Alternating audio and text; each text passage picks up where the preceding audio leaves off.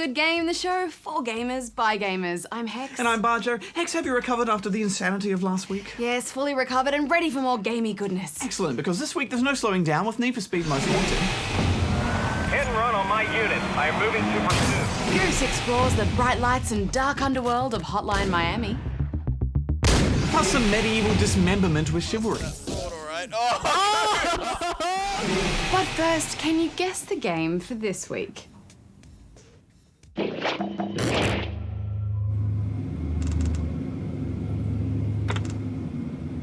News time, Barjo.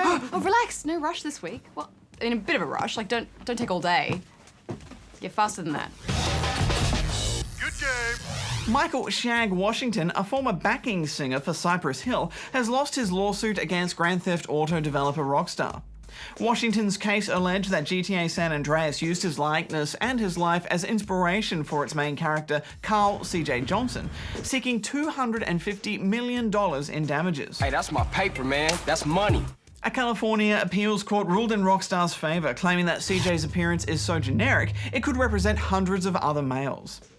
Chris Oliveira, a former executive of American games retailer GameStop, the parent company of EB Games, has pleaded guilty to embezzling almost $2 million from the company. According to his guilty plea, he set up a fake public relations company known as Cloud Communications and proceeded to charge GameStop for non-existent services for over 2 years, cashing the checks into his own personal accounts. Oliveira faces a possible 20 years jail sentence in federal prison and a $250,000 fine. The film based on the classic FPS series Wolfenstein, originally announced in 2007, is still in the works.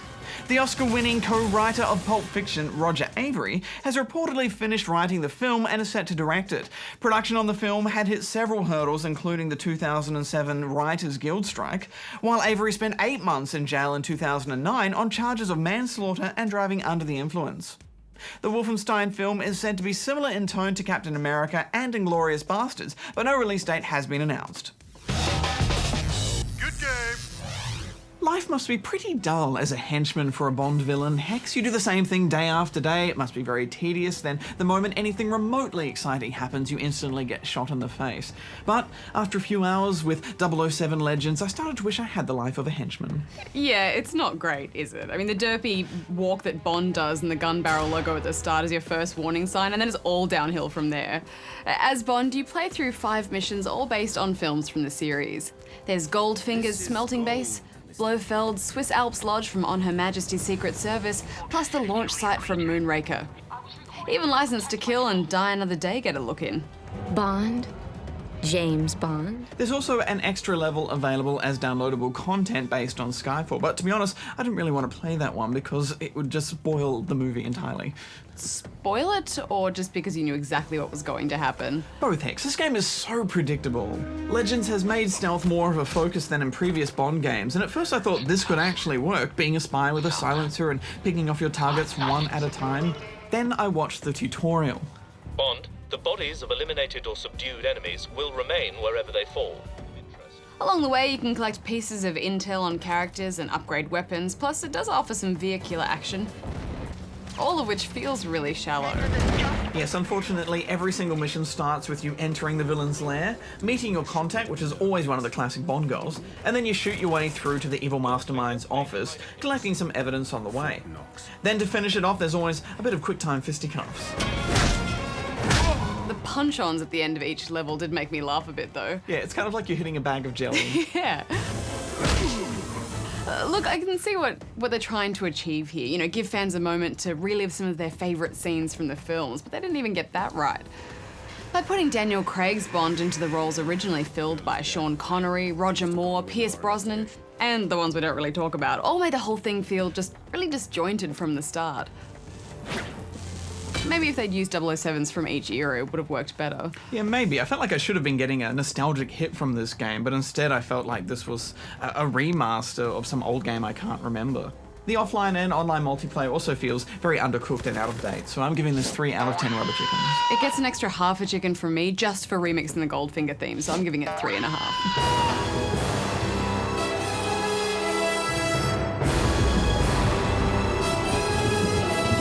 Well, Well, if you are a Bond fan and you still want some Secret Service action, we've actually been playing a really fun browser-based text adventure.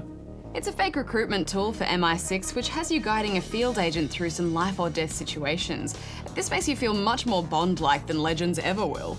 You pass or fail depending on what you tell the secret agent to do, and when you've told the agent to do something and they die as a result from it and you just get that ... reply, it makes me feel sad for them. I don't know why, Hex, but this game really stressed me out, and maybe because it's the first text adventure I've played with a time limit. I love how you get warnings if you don't respond quick enough, and the commentary from your agent is saying things like, "They're coming, I don't have much time, they're coming through the door."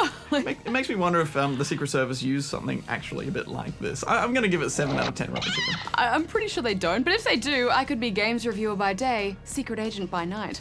I'm giving it 7 as well. Next up, let's catch up with the gang from Tiny Power.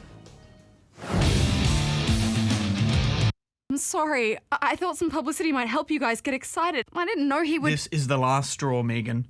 You're fired. I just wish they could see this game like I do in my head.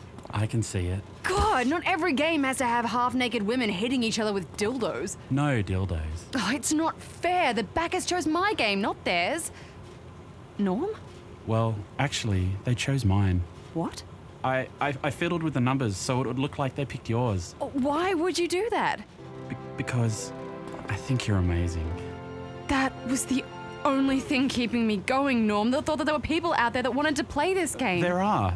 There will be. Oh, I feel like such a fool. No, I thought you'd be happy. I've got to go. Give me back my underwear, Norm. Sorry.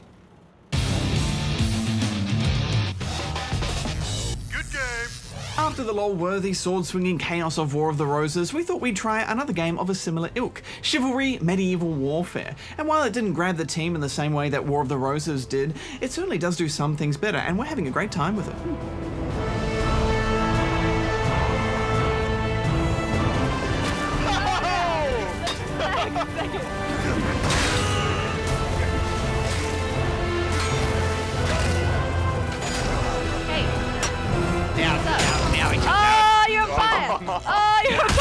The devs have had some practice making this game with their mod, Age of Chivalry, using the Source engine. But this is their new improved version and full-scale commercial title using Unreal 3. There's a lot about this production that's very impressive from the moment you load up the game. Graphically, it's just beautiful, with gorgeous maps and a variety of structures and locations and huge battle animations that play out in front of you, like catapults firing and ships sailing into harbour. Oh, it's just so pretty, I can't stop looking at it. Yeah! Just keep looking at it, Hex. Is that what you were doing? I was admiring the scenery, damn it. But there's a decidedly less realistic approach to the visuals, I thought, compared to War of the Roses. It's a lot more colourful, but it does lose some of that grittiness, and some of the structures feel obvious and a bit gamey, with lots of ramps and bridges. Beautiful lighting, though. One thing I thought was a really great way to kick things off was with a proper tutorial. Good. Now you can piss everyone off with your shady tricks. All right? We're done here. In Chivalry, a lot is unlocked from the start, giving you access to a range of heavy and light armor classes, and a whole host of weapons to choose from. There are some additional weapons and items that can still be unlocked, but there's far less customization involved compared to Roses. I found it a little less motivating to stay in the game here. I'm a slave to those unlocks. What I love about Roses is building your class, and that's half the game really, but here it's just a few weapons to unlock. Yeah, I mean, that's one way to look at it, but honestly, I found it quite refreshing to, at the very least, be able to jump straight into archery and I had to work to just unlock that class. Controls are quite different. You use left and right mouse button to attack and block, but scrolling the mouse wheel up and down will give you your thrusts and overhead slashes, and you can kick as well. Excellent. I much preferred this control system to Rose's. I thought it was way cleaner than trying to move the mouse in the direction you wanted to strike. That said, being in the first-person perspective makes it pretty tricky to keep track of what's happening around you.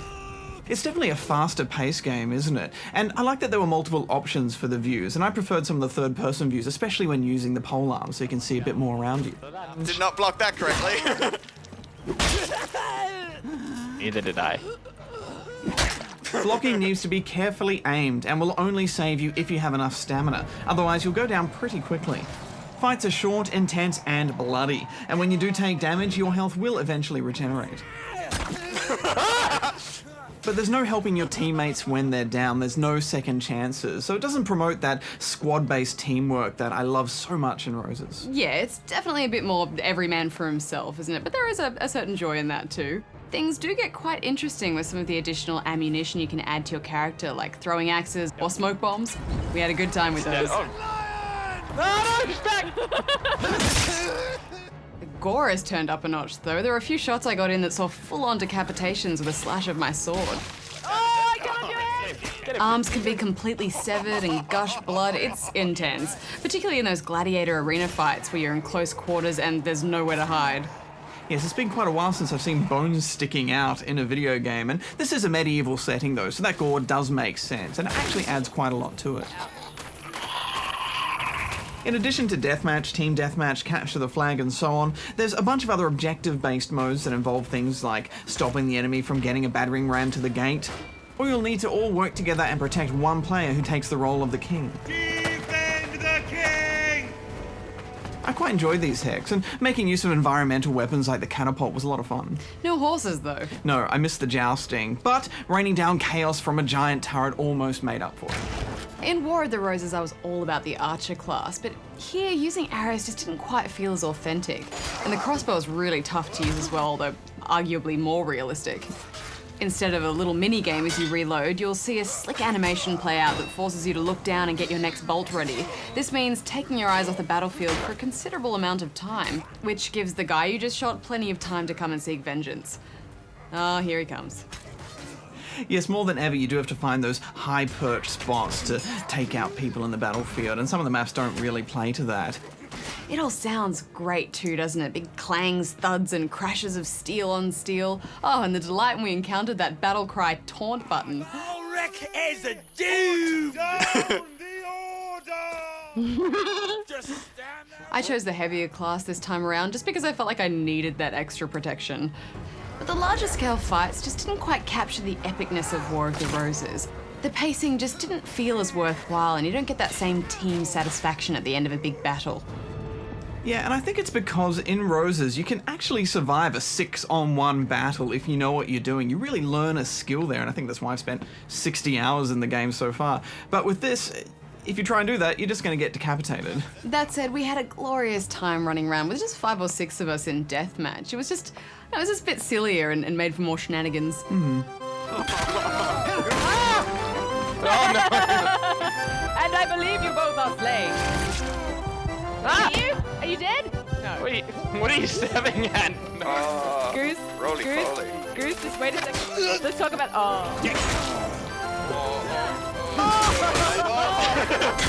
I cut off your arm though, so you'll never be taunting again. There are things I love about War of the Roses and Chivalry, and I wish I could just combine them together, but I guess I'll just have to play both of them. I'm giving this 8 out of 10 rubber chickens. Yeah, you know, as a team, I think we really latched onto Roses because it brought us together in a way that Chivalry hasn't really. But I know that just from being in this world, its scale and visual appeal will mean a lot of people will prefer it. You know, I think comparing this to War of the Roses is a bit like comparing COD to Battlefield. They each have their strengths and weaknesses, and there will always be devotees on both sides. But you know what? I think this is a really impressive take on medieval warfare, so I'm giving it 7.5 out of 10. Good game. Now, before I begin, just a heads up. The graphics in Hotline Miami might appear to be bright and basic looking, but the game does contain some pretty intense violence, so you have been warned.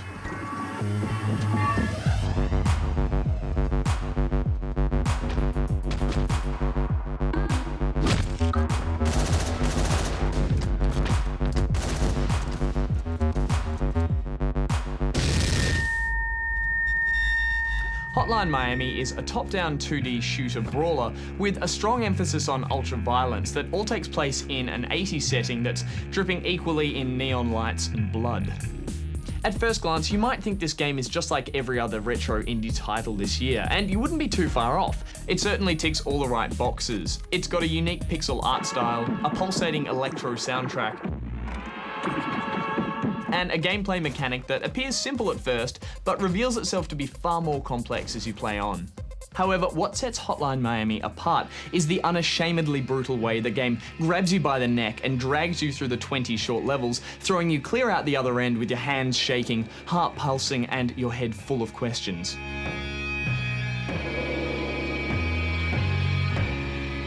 The storyline itself is not overly complex, at least not in terms of content. You play as a silent protagonist who, after an abrupt but informative tutorial on how to murder people, finds himself barraged with questions by a mysterious trio of masked men, before then flashing back in time to the events that led you to this disturbing situation.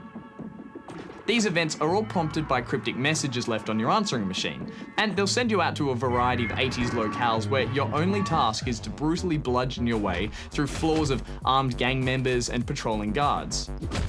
It all seems rather straightforward to begin with, but as you delve deeper into this seedy underworld, strange cracks begin to appear in the story, resulting in a far more thought out plot than first presumed. Unfortunately, the majority of this story is held back until the later stages in the game, and like any good moody mystery, there's never any complete resolve. But I still found it far more engrossing than many other overwritten storylines. The most interesting thing about Hotline Miami, though, has to be the gameplay. The simple act of fighting your way through numerous patrolling henchmen is nothing we haven't seen before, but by adding the dire consequence of one-hit kills, both for your opponents and yourself, the game becomes all about quick, repetitive playthroughs, akin to something more like Super Meat Boy, but with more blood. If that's even possible. The alarmingly fast AI won't hesitate to punch, stab, or blast you away should they spot you. It's the fast and frenetic nature of these brutal killings that quickly becomes second nature. And while watching the first few deaths can be confronting, as it's the only way to progress, the game delights in forcing your hand to slaughter seemingly endless thugs and grunts. That's not to say the game is unenjoyable, quite the opposite. There's a wicked joy to be had as you dangerously dance in and out of rooms, funneling goons through kill corridors, and walking away at the end unharmed with a high score. The game even goes so far as to give you a grade based on how violent and bold your killing spree was. This system actively encourages you to throw caution to the wind and charge into each stage swinging wildly, relying more on killer instinct than calculated planning. So while Hotline Miami may appear on the surface to be no more than a regular run and gunner, there were a handful of unforgettable moments in the game that made me think there was a lot more going on here than just an arcade-style slaughterhouse. For instance, at the end of each stage, after you've executed every living thing in the level, the music suddenly cuts to a dull drone, and you're forced to walk back to your car, through each room, and past the piles of corpses that are built up during your murderous rampage. It's not only confronting, but it allows you a brief window of time to ponder on your character's motivations and why exactly he keeps answering these calls. Driving away from the scene, your character then performs some small menial task like hiring a VHS from the friendly shopkeeper. These moments attempt to humanize the character and settings, creating some really interesting mixed emotions for you, the player. Even the aforementioned scoring system feels like it's there to make you feel slightly guilty for the acts you've just committed, while at the same time taunting you to return and beat it. The game has an amazing soundtrack that includes plenty of vibrant, pounding tracks that perfectly suit the era of the game. It all feels like something straight from a piece of 80s revenge cinema, and I have to say it's incredibly refreshing to see and enjoyable to play. If you do decide to give it a go, you should go in with your eyes open because it's a masterful piece of game design that's dripping with substance and oozing with style, and I got a lot more out of this than I was expecting. So it's an 8.5 from me. Good game.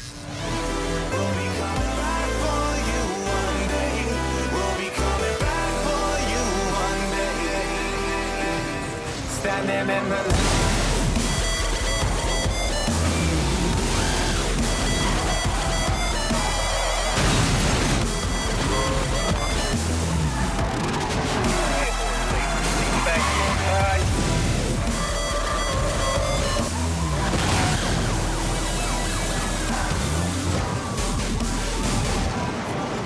Need for Speed Most Wanted has some great ideas, and there's something so familiar about playing a Criterion Racer hex. The handling, the bob and sway, the camera as you go around corners, the drifting, and of course the crashes.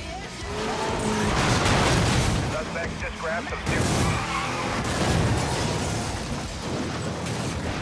I love the presentation of this game. There's minimal intro, then you just get in a car and drive. Each car has its own set of races of varying difficulty, and to get access to those races, you just have to find that car in the open world. One button press will glide from one vehicle to another, even if you're in the middle of a high-speed police chase, which happens a lot, especially if you're careless around police cars. Whoops. Hit and run on my unit. I am moving to pursuit. I feel sorry for the AI traffic in this world, X. Your main goal is to take down the 10 most wanted drivers and be the best driver there is. This is the main progression in the game, but it doesn't need to be your priority if you don't want it to be. By completing early races, you slowly unlock mods for your cars, and you'll want to tweak these to beat the harder tracks. I think this progression system works, Hex, and it's fun having all these mods to unlock and play with. Yeah, and the mod system has a bit of depth to it, but it's simple enough for anyone to understand. And you do feel the effects of tweaks to short or long gears or off-road tyres, for example. Yeah, and everything seems to have a pro unlock as well, so you're rewarded for the more time you spend with a particular vehicle. You can even customize on the fly in a race. So, for example, if you hit one of those deadly spike strips that they evilly brought over from Hot Pursuit, you can flip to your reinflatable tyres, if you can finagle the controller in time. All units, suspect tires are reinflated. Or you can just go without tyres and grind your way over the finish line. That sound is the worst. It's a stunning game though, isn't it? From the reflections on the ground to the sheer number of vehicles on screen and the various things they're crashing into. There's no in-car view, just first and third person, but I liked how even in third person there's still those subtle effects to your view to make it feel like you're looking through a windscreen. Yeah, it's all quite complicated visually, isn't it? So many little touches, such as the blinding bloom when you come out of a tunnel, or the leaves that float around in the tree areas. And none of these particle effects slow the game down either. We reviewed this on PC and console, and naturally the PC version is all a bit sharper and there's much better draw distance, but it's impressive on both platforms. And most importantly, Hex, great tunnels. Oh, excellent tunnels. And that echo as you're driving through is really quite scary, much like I imagine a high-speed tunnel chase would be. We had crazy multiplayer lag on PC though, with lots of people just disappearing and juggling about, so hopefully that settles down in time, because on 360 it was near perfect, even with overseas people in the party. And while we're at it, we had a look at the Vita version as well and was happy to find that it's actually the same game from as far as we can tell. It's not some cut-down version. And visually it held up quite well too, although it is quite hard to gauge that with so few racing games on the Vita. The more I played this game, the more it reminded me of Burnout 3 Takedown because of the city locations and all the traffic, and that's the biggest compliment a game can have in my opinion, because Burnout 3 Takedown is the greatest racing game of all time. Yeah, I did find myself craving some clear roads after a while though. I mean, this is constant white-knuckle racing and you barely get a break. That's what's so good about it. I love riding that oncoming lane and, you know, getting that extra nitrous boost by taking the risk of oncoming traffic, traveling at a high speed and... That moment before a crash when you know it's coming, I mean, it's just terrifying. While a lot of the tracks can look a bit samey in the city location, they certainly aren't crafted to feel the same. There's careful placement of traffic and track markers to challenge and surprise you, so learning each track is rewarding. It's always the piers that I struggle with the most, Hex. The beach would be so pleasant if it wasn't for those wooden slats of doom ruining all my fun. Well, there's always a shortcut or a jump for you to veer off to though. It's very risk-reward. One of the biggest challenges to open world racing games is navigating you around the map without being forced to look at that GPS constantly and keeping you focused on the racing. At E3 this year, we talked to the Professor, one of the devs behind the game, who spoke about their world design. We've actually purpose-built the city and its road network to facilitate the building of circuit races, so you'll see common things in racing games like chicanes and hairpins as part of the road network, but these form a flowing natural circuit which you don't need chevrons to funnel a player around. They'll naturally know the routes as they drive. I like to think if the racers in the city got together, if it was a real place, they'd create these routes because they're natural and they have a nice flow. We're using checkpoints at these with these long routes to help guide you, but even then we have some rules like we'll never turn left or right at a junction, it's always straight across, and we purpose-built the world for those. You know, I find myself in two minds about this badge because closed circuit racing makes you focus on the race, and I just find myself getting quite frustrated here. It's just It's such a trade-off. Yeah, I'm normally with you on that, and I don't think they nailed it in their last open world game, Burnout Paradise, but I think they got it here. I only maybe once or twice missed a turn because of the way the tracks were designed. I don't know, I think there's just too many occasions where there's some blind corner or turn that, you know, just wipes you out, making it impossible for you to finish first. Not always, but it happened enough that I got a bit annoyed. I think that's part of it, though. There's always some arsehole corner that you just have to learn, and that's classic Burnout.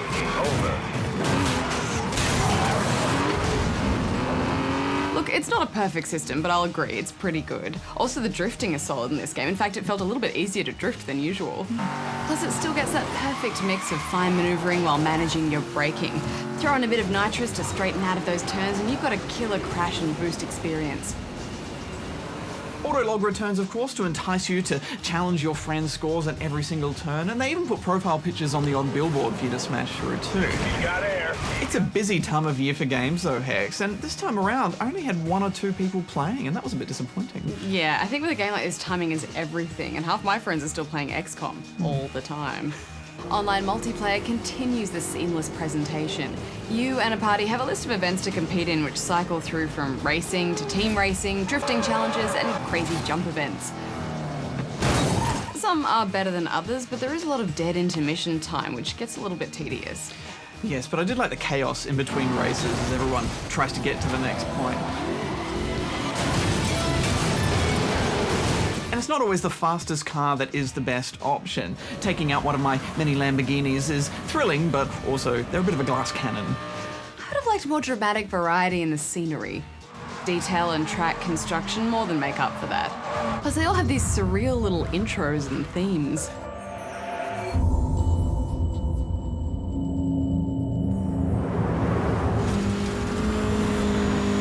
They were great, weren't they? I think my favourite was all the lovely police cars falling from the sky.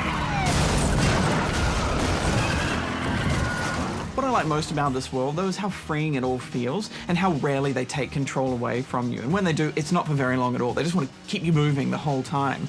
Although it can be a little stressful when you've just come out of a race and you're still stuck in a pursuit and you're trying to change and mod your car and you're getting hit from all angles. Sometimes it's easier just to let yourself be busted. Vehicle's going solo to escape. Yes, it's all part of being a renegade street racer, though, isn't it? I do wish you could turn down or even off the police chatter, though. I mean, it is reactive, but it gets a bit repetitive after a while. Dispatch 1044 continuing. Either we're a part of their race or they just don't care. Retrying menus are everywhere, which is nice, but there's a few unnecessary yes-no confirmation menus, which in a hectic pursuit can be pretty frustrating.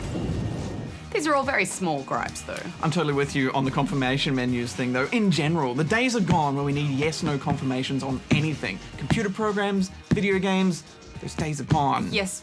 I'm sure I want to close the program, I'm sure. Well, all in all, this is an incredibly polished game, and they've squeezed every ounce of power out of the console version too, so I'm giving it 8.5. I think this is the best open world racer out there. I'm giving it 9.5 out of 10. What about ones where you've got to delete something really important? Well, not delete menus, not delete ones, but like just general. That's a confirmation just menu. Closing... Are you sure you want to delete ones. this? The delete ones are fine. Okay, so they're exempt. Anything else? Yes, I'm sure I want to close this. Yes, I'm sure I want to go back. What about? Where do I want to save? Are you sure you don't want to save? Which storage device do I want to use? What just if it asks pick you about the one saving? that I use all the time. Are you sure you don't want to? Are you sure you want to close this program without saving? I spent a lot of time yelling at my ABC computer.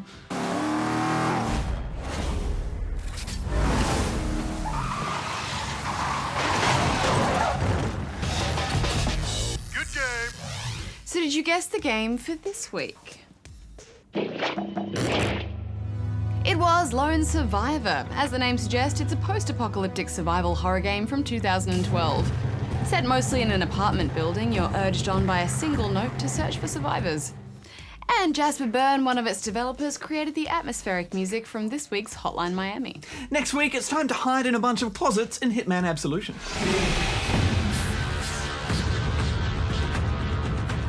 And Black Ops 2 with horses?